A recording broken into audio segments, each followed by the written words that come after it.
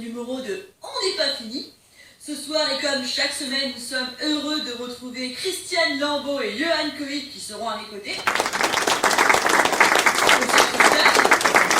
Bonsoir Johan. Bonsoir Florence. Merci d'accueillir ceux et celles qui vont nous accompagner tout au long de cette très longue soirée.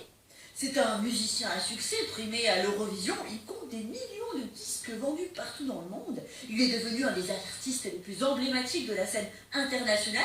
Je pourrais citer des succès comme Point d'interrogation, Exclamation ou encore L'éternelle interrogation.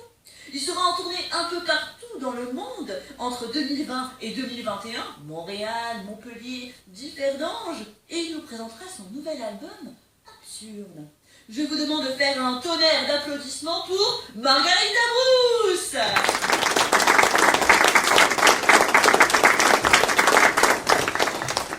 Bienvenue Margarita.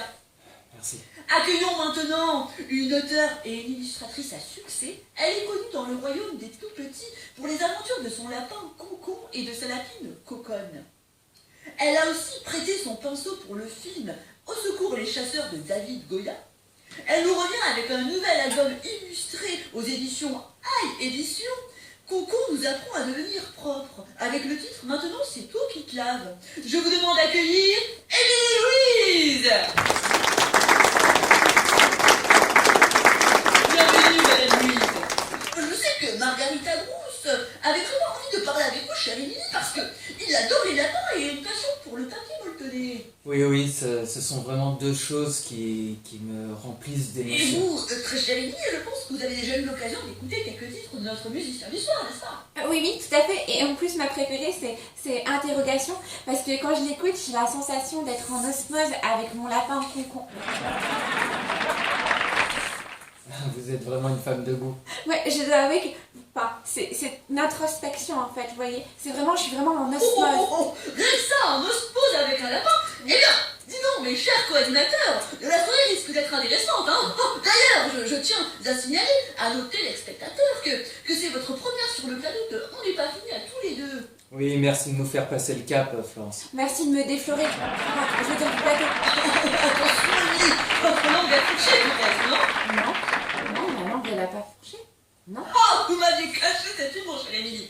Cette soirée s'annonce jouissive. Mais impossible de commencer cette émission sans avoir une pensée pour ceux et celles qui sont seuls à être confinés et qui n'ont pas un service premium à un service pornographique et qui ont sans doute terminé toute la programmation de Netflix.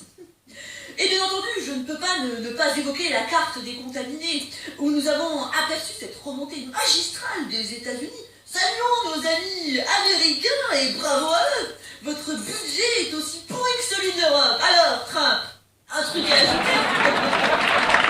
Alors, Christiane et Johan, nous avons envie d'avoir votre avis sur ces résultats. Johan Coït, peut-être? Non loin de moi l'envie d'être politique, mais il est vrai que le monde est un peu confiné scatotiquement, comme le dirait Céline. Voilà. Oh, quelle belle figure de style, dis donc.